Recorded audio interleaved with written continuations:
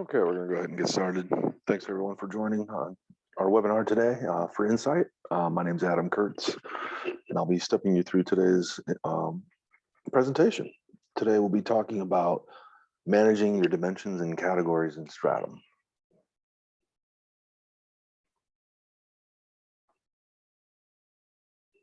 So our agenda today is more administrative, and like I said, we'll be talking a little bit about managing our measures and dimensions within the Stratum interface. We'll be talking about visibility and how to manage visibility of the measures and the dimensions within the Stratum environment. So there's actually administrative menus that you can go into to hide certain measures that are not being available, and other options that you can set for your measures and your dimensions. We'll take some questions, and I'll show you how to contact us for further information. Some of the gotchas in these areas, you might have users out there that are looking for a specific measure and can't find it, or maybe there's a lot of measures that are cluttering the menus that are not being used or are not being populated. You can talk about the dimensions in that same fashion, where a user may not be able to see the dimension, or maybe they are being bombarded with dimensions that are not relevant. In any case, you could manage that through the administrative interface. Another area here would be, why are these dimensions, certain dimensions might take forever to search for specific members within that dimension. Product, orders, invoices, these could take forever if you don't have a filter menu set up properly. So I'm going to show you some of these measures, or these menus that you can go into and manage your measures, manage your dimensions, manage how the dimension behaves when you're filtering on it, so that it performs well. Obviously you don't want your users out there waiting or getting frustrated for data. So in terms of measures, where do we go to manage these measures? How do we manage the measures? How do we make them available? Where does that all begin? Well, first of all, you have to have access to the administrative menu. So essentially you have to be an admin to do this. And where do you go to get that? Well, it depends on what version you're on, but some of the pre-7.0 versions will have the admin utilities menu on the left frame side. So that would be on your left menu, with all the menus on the left side. If you're on 7.3, we actually redesigned the left frame menu, and we moved the admin utility menu to the right hamburger menu up in the upper right hand corner. So either way, you would be able to get to the measure menu by following either one of these two methods, depending on the version you're on. But this is how you would get to it. This is what you would use to manage your measures, manage the visibility of them, and then manage any permissions that you want to set for your measures. So once you're in that menu here, we can see that we have the ability to go in and select which ones we want to edit. Here we can see that there are some columns here for those measures, where first and foremost, the first column is it enabled? Is it available? Is it visible to the users? And that's a straight, obviously a yes or no answer. So feasibly, you can go through all the measures that you're not using and set them to no, so that you're not, again, bombarding users with all these different measures. Also, you've got some other options here as well. You can set, our measures can be set up so that you can write data to them. Users can actually go in and update numbers. So feasibly, you could go in and set up certain measures like forecasting measures and budget measures, and set those up so that they are write back capable, or as you can see, planning enabled. So you would want to turn those two on to make them planning enabled. And then also we have the ability to copy data from one measure to another. Some of our customers use this so that they can create budgets and forecasts from the history that they have within their Stratum interface.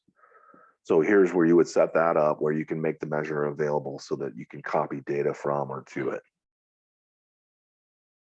Okay, so again, this measure menu admin capable only. And then you would obviously select which ones you want to edit. It would then allow you to go in and set these different areas up so that you can, first of all, make it visible. And then secondly, set up any other permissions that you want to set up for the measure itself. Once you go into the edit measure menu, you'll see that I can then go in and select which ones I want to make enabled. So those are the measures I selected. When I click on edit, it then allows me then to select to go ahead and change the definitions for those measures in the right menu there. And that's just a matter of deselecting and selecting them.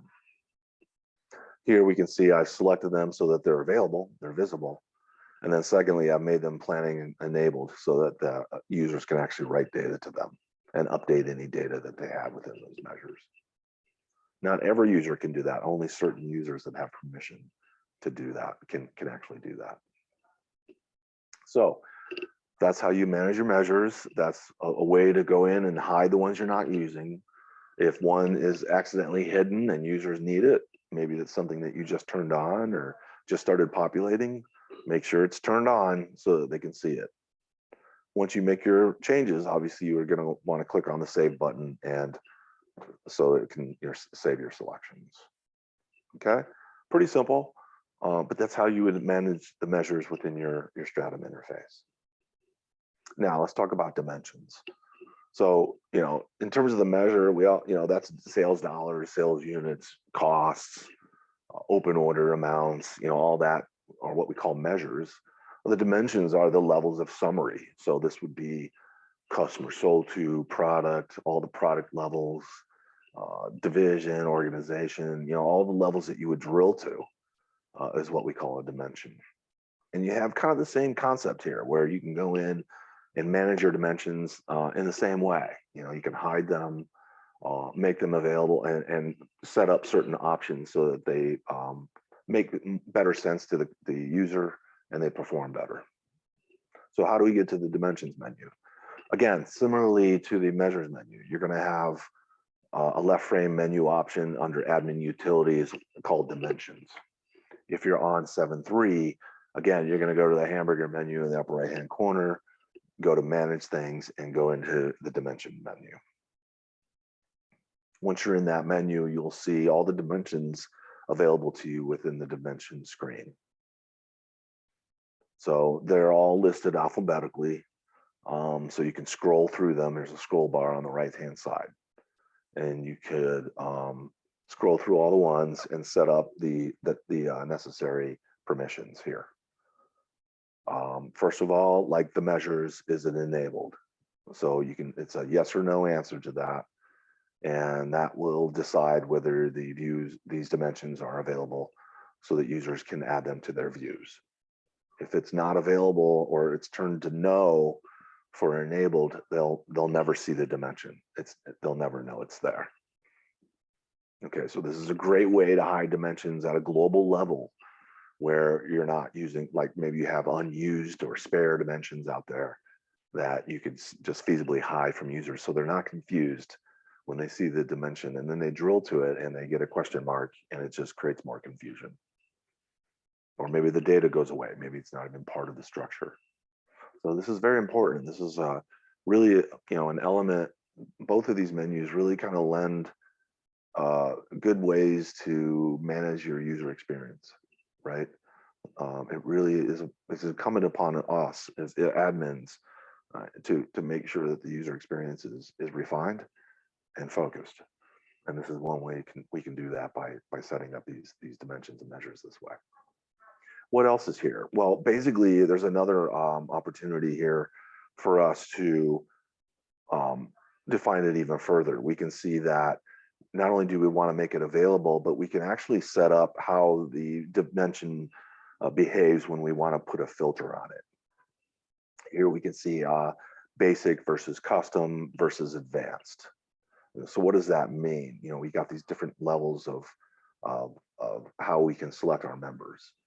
Well, just remember, for the more populated levels like invoice, product, order number, those at the basic level could take forever, because it's going to want to return a preview of the members within that dimension. And for invoice and product, that's going to be a problem, because you have tens upon thousands of those, if not millions of invoices. So what you can do there is you can change that to advanced, and it will actually, it won't run the preview. It'll allow you to just, it'll stick out just a regular filter menu and do nothing other than ask you to provide filter criteria. And I'll show you this in the demo where you can see it clearly between the differences between the basic and the advanced areas for the select members. Here we can expand this even further, and we can see that we can select which columns that we want to display when we go into the filter menu. So, you might have many attributes for that particular dimension, but you only want certain attributes to be displayed.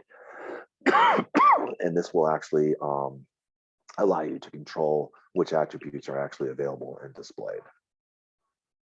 So the dimension menu is awesome for hiding or making dimensions available at a global level.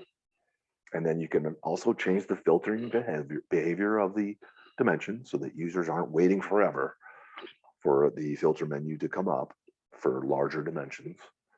And then also you can update and make hide or make available the attributes of each dimension. You may not have, you may not be populating all of the attributes for that particular dimension. So you can actually deselect those too and hide them. Here we can see drilling down a little bit further on that select members. We can see basic, advanced, advanced only, and custom. So we have some options there that we can play around with. But basically advanced only would be a way to really kind of lock out to make sure that those dimensions, those higher populated dimensions, are only using the advanced method. Here's what the basic looks like. So when you're going in and you're as a user and you want to filter on a specific level.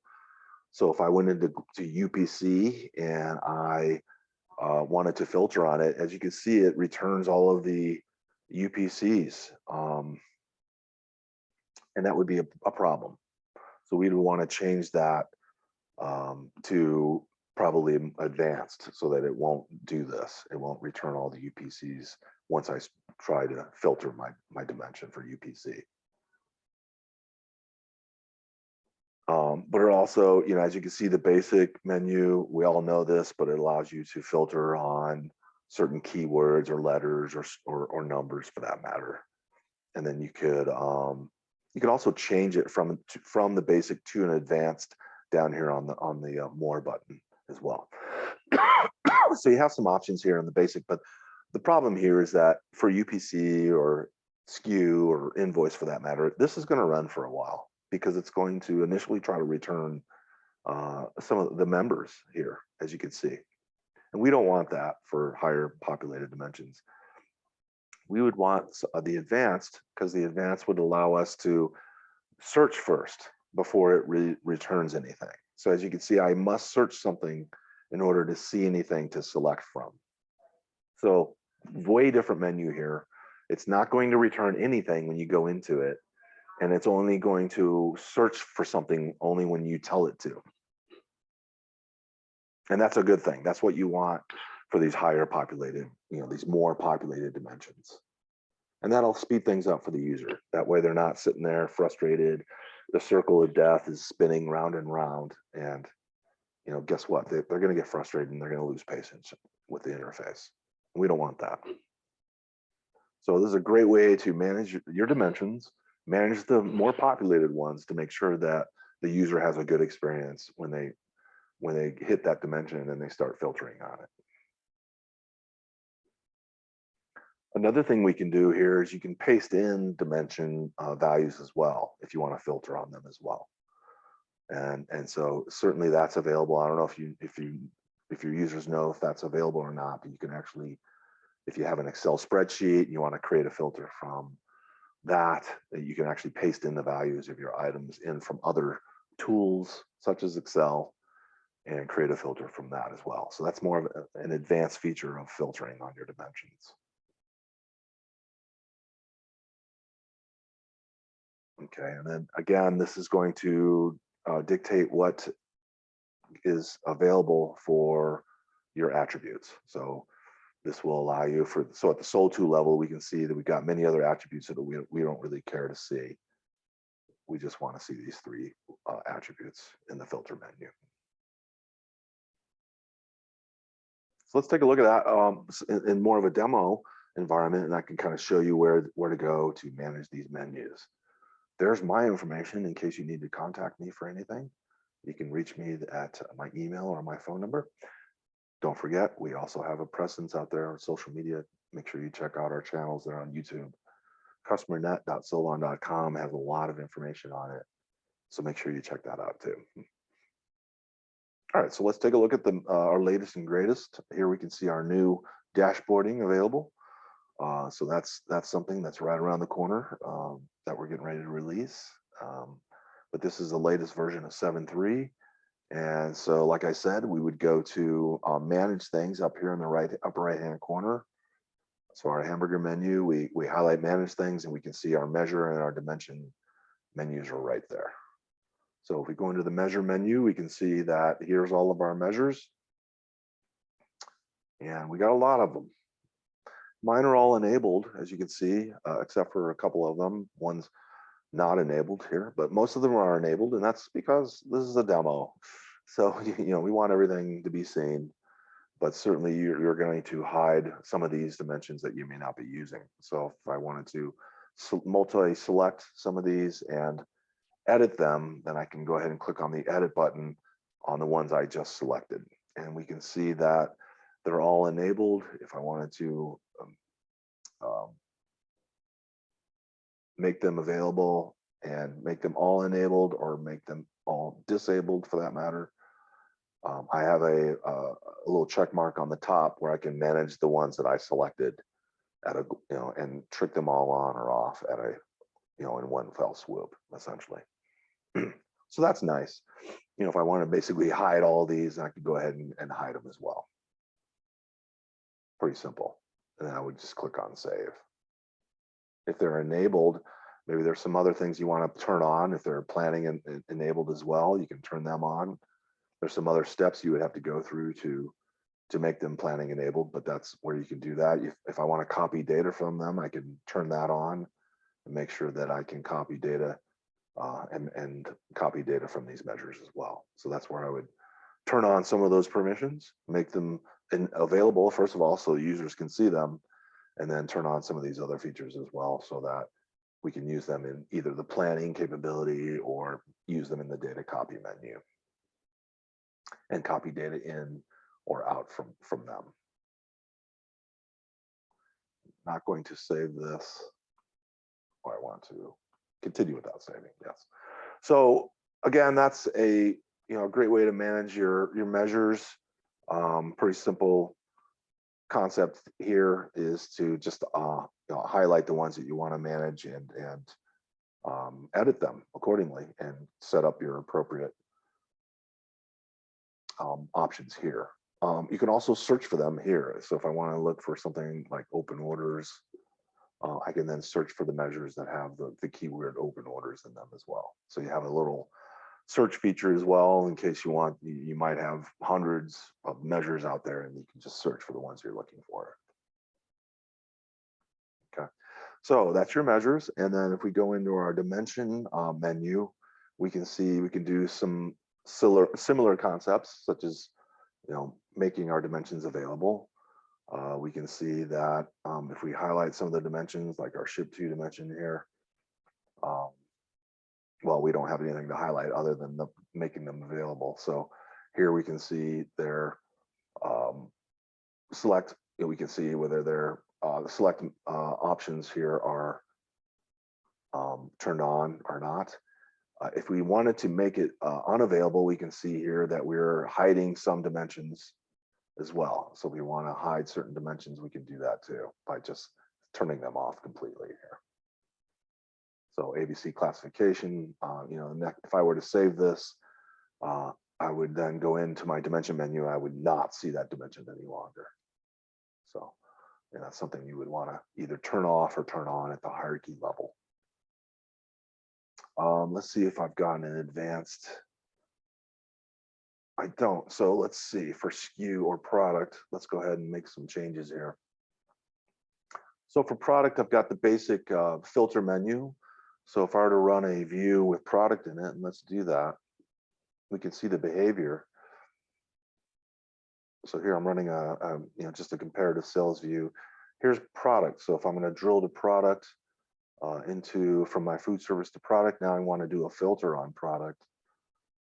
As you can see, it returns all. Now, again, this is a demo, so it returns roughly 100, some odd 64 products here, and everything's on one page, right? So in your world, you're going to have maybe 5 to 10, just loads more of products, right? So this returned rather quickly because it's the basic, filter menu. I have small volumes of data. So when I go into filter edit, yeah, it returns immediately, as you can see. But imagine in your environment at the product level or at invoice level, do you really think it's going to return that quickly for tens of thousands of entities? It's not. It's just going to grind, and you're going to see nothing there but a grinding wheel. So if we were to change that, for instance, so for product, let's change it to advanced only, and we're going to save that.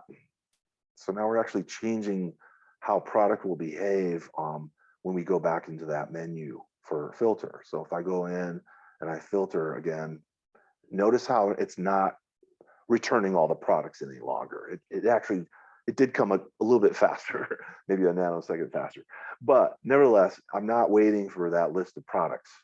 It's not going to show me this wheel of grinding, wheel of death while it's returning thousands of products or invoice numbers. So now I can actually search for the product before it returns anything. If I'm looking for something, my applesauce or any of my Apple products, then I can go ahead and type in the word apples, and it will go ahead and return the products that I want to find and filter on, right? And then I just add those down into my filter selected area. So those are the ones I want to include in my filter, right? And I click OK, and then it goes ahead and filters the items based on what I want to filter on. Oh, and don't forget with the 7.3, I believe in 7.2 it's available too, I can do an exclude. So if maybe these are the ones I want to exclude instead of include, then I can go ahead and turn that on. And then obviously it's just excluding those 3 items now. But that's, again, that's how you would speed up your filter menu so that it comes up immediately, right? You're not waiting for entities to be returned and, frustrating your users out there just, because they're just waiting and waiting, right? So, and just some of those small areas right there are just going to really make, viewer just a better interface. I think that if you're already experiencing some of these issues, then don't forget, you can go in, you can manage your measures, you can manage your dimensions, and make sure that obviously clean up your environment, make sure that it's efficient, clean. You don't have stuff out there that doesn't need to be seen because it's empty. Users will appreciate it, trust me. They won't feel so lost. You won't be throwing so much at them. So this is a great way to clean up your environment, make sure that it's is not only clean, but performs well for your users as well.